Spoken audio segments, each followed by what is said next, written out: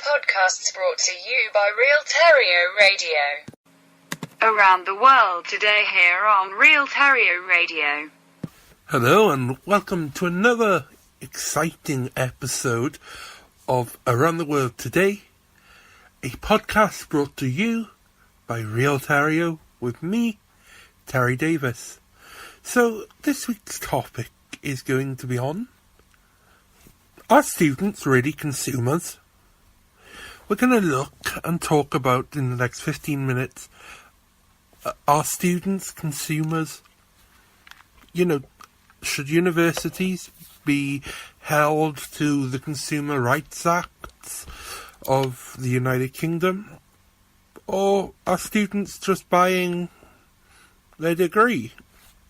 I'd like to know what people think, because according to the Consumer Rights Act of 2015, students are consumers in their own right. So if a student doesn't agree with, shall we say, the way that they're being taught, or the even the back office stuff, so such as registry or lack of counselling, or, you know, even lack of tuition. If a lecturer calls in sick and they don't replace the lecturer, you know, you could technically ask for a refund because, you know, under the Goods and Services Act, they are providing a service, or they're charging you for a goods and service that they're not providing. So it's quite interesting, isn't it, that, you know, which side do you find yourself on? The universities say, well, no, because I had this discussion today with my own university and they said no, but however the law says yes. So yeah, it can be argued, you know, that there's a line, and this line has, over the years, with the introduction of tuition fees, top-up fees, you know, has become very blurred, because no one knows where to put themselves.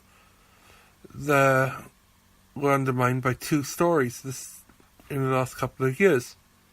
First, there was an allegation from a senior academic that league tables have put universities under pressure to mark work, allegedly, and overlook plagiarism. Second was a whistleblower who claimed that degrees are being awarded to overseas students who lacked basic English language skills. I remember this. This is a story from, it's called Students, Customers or Learners, and it's from the 21st June 2008. I actually remember this story because I was going to go back to university that year.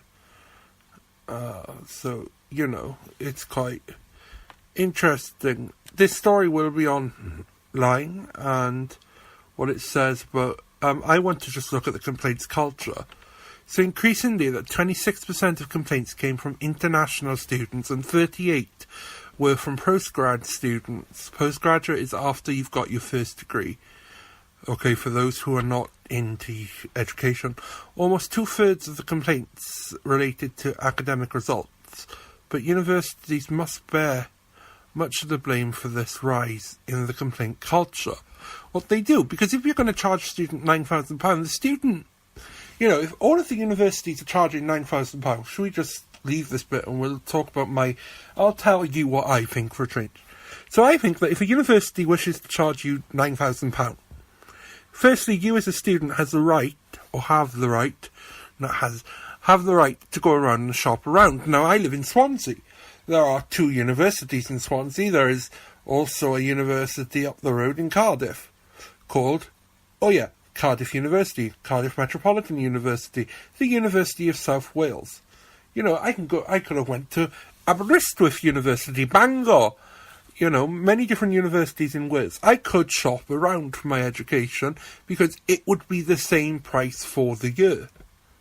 Now, if you're going to do this, the only thing that's stepping you up is your academic experience, your customer experience, what they call student experience. But we all know that if you rebrand the student experience to customer experience rather than student experience, because that's what technically, you know, departments such as student services are.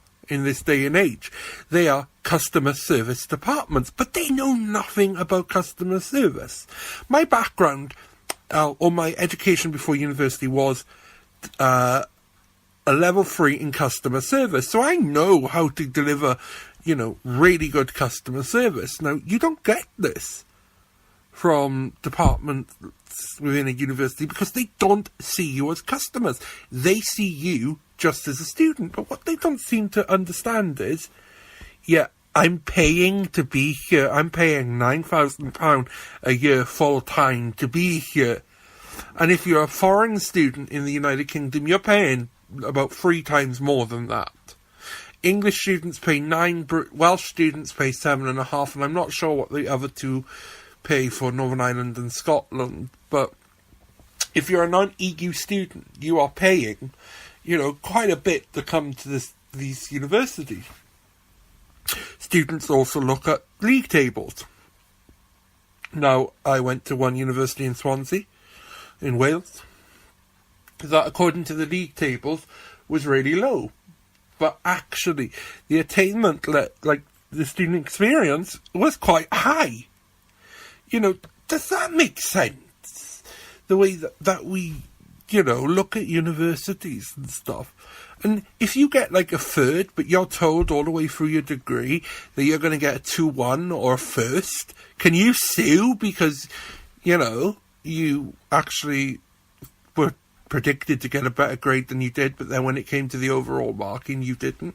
And then you've got the whole bit about academic boards within universities, so your results are decided by the course team anyway.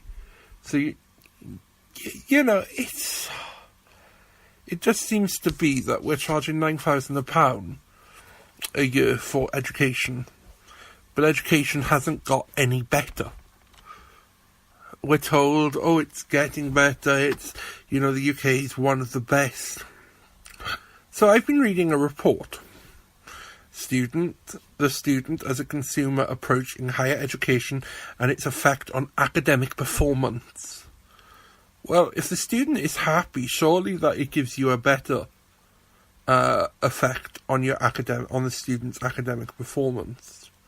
It's just like work. It's called the carrot and stick method. If the member of staff is happy, it's not called carrot and stick, but however, if the member of staff is happy, you're going to get the best out of the member of staff. If the member of staff is upset, you're going to get the worst out of the member of staff. So therefore, if you apply this to students, if the student is happy, you're going to get the best work out of the student. If the student is unhappy, you are going to get the worst work out of the student.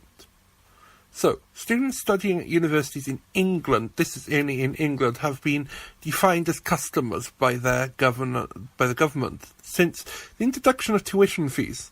Although this approach has been rejected by educators, just by the universities themselves and teachers and lecturers and so on, there's a lack of impartial evidence about this, to the extent that which students express a consumer orientation, and it affects on academic performance.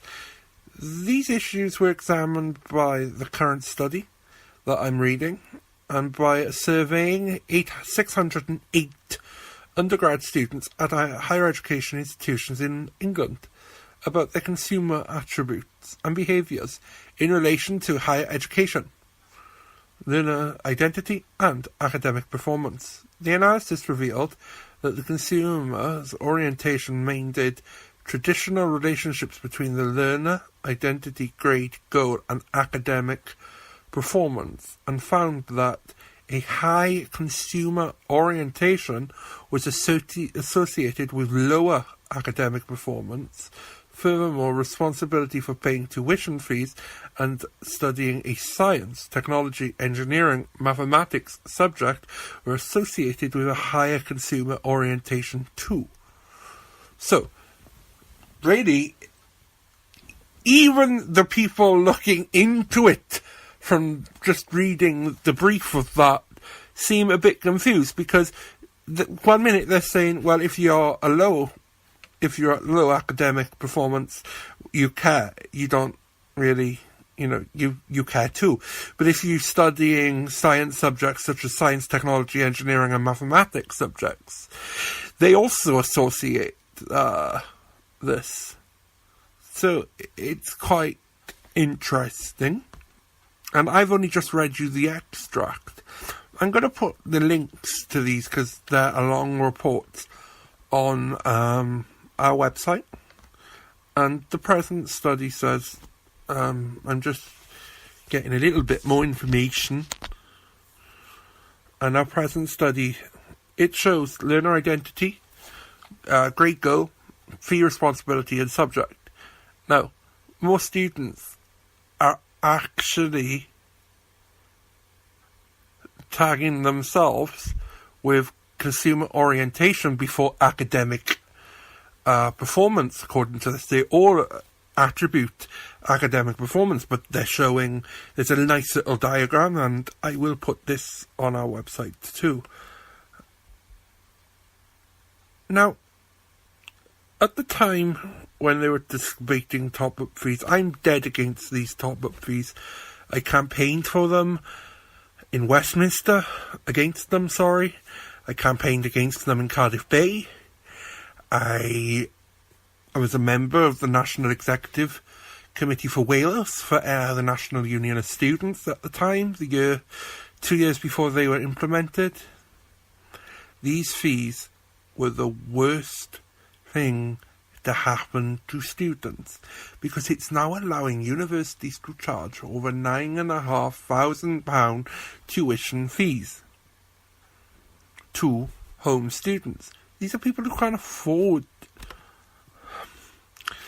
Then it gets to me that we're told that we live in such times that, paying £9,000 for your fees, you're not really a customer, you're a student. No, I'm both. So treat me as both. If I have a problem, your customer service, student services department has to deal with this. If I wish a refund because you aren't providing the tuition fees, or my bill to be recalculated because you didn't provide me the service, well, technically under the Consumer and Goods Act, you have to do this. But if you're an education establishment, it's fine. No, it's not. It really isn't. If the law says one thing, you act on the law. Universities, effectively, in my eyes, have become multi-million-pound consumer businesses. Like Tesco. You buy something from Tesco. Say you buy a bottle of pop from Tesco. You notice it's out of date when you're going out of the store. So you take it back to the store. You ask for a refund. Because it's not fit for purpose. If your degree isn't fit for purpose, or you've missed out on tuition fees, on lecturers because lecturers have died or lecturers have gone sick, well, this isn't fit for purpose either. So you ask for a refund. Now, I know this sounds like a little rant, but I'll leave it here. And join me next week for our interesting, what was meant to be today's, our next podcast, episode 4, will be on the NHS. Thank you. Have a good evening. Bye-bye. Around the world today here on Real Terrio Radio. Podcasts brought to you by Real Terrio Radio.